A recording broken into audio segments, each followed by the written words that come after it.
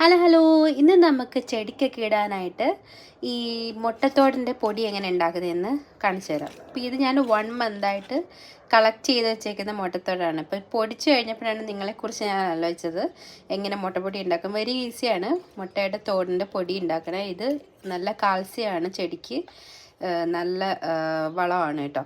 അപ്പോൾ ഇത് കളയരുത്. നമ്മൾ മുട്ട എന്തായാലും പൊട്ടിച്ച് കഴിഞ്ഞിട്ട് ഈ ഷെല്ല് നമ്മൾ ഉപയോഗിക്കില്ല. അപ്പം ഈ മുട്ടയുടെ ഇതിൻ്റെ തോട് ഭയങ്കര പ്രോട്ടീനാണ്. ഇതിനകത്ത് കാൽസ്യത്തിൻ്റെ അളവ് ഭയങ്കര കൂടുതലാണ്. അപ്പോൾ ഇത് ചെടിക്ക് ഇടുവാണെങ്കിൽ ചെടി നന്നായിട്ട് വളരുകയും ചെയ്യും.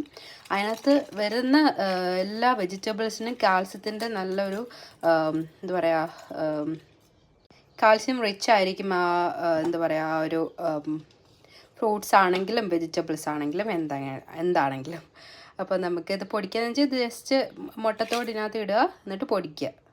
പൊടിച്ച് കഴിയുമ്പോൾ ഇതാ ഇങ്ങനെ കിട്ടും. ഇത് നമ്മൾ ഒന്നുകിൽ ഉണക്കി സൂക്ഷിക്കുക, അല്ലെങ്കിൽ ഒരു പാത്രത്തിലിട്ട്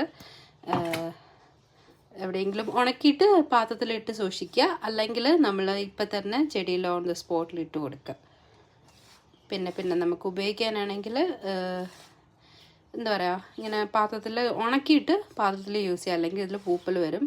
അപ്പം ഇങ്ങനെ ഉപയോഗിക്കുക. ഒരു സ്മെല്ലൊക്കെ ഉണ്ടാവും. പിന്നെ നിങ്ങൾ വിചാരിക്കും നമ്മുടെ ഈ മിക്സീൻ്റെ ജാറ് അല്ലെങ്കിൽ മിക്സിക്ക് എന്തെങ്കിലും കേടുപാട് വരുമെന്ന്. പക്ഷെ നമ്മൾ ഈ മുട്ടത്തോട് ഇതിനകത്തിട്ട് പൊടിച്ച് കഴിഞ്ഞാൽ നമ്മുടെ ഇതിൻ്റെ ബ്ലേഡ്, മിക്സിയുടെ ജാർ ബ്ലേഡ് ഭയങ്കര നന്നായിട്ട് ഇതിന് ആരം വെക്കുമെന്നാണ് പറയുന്നത്.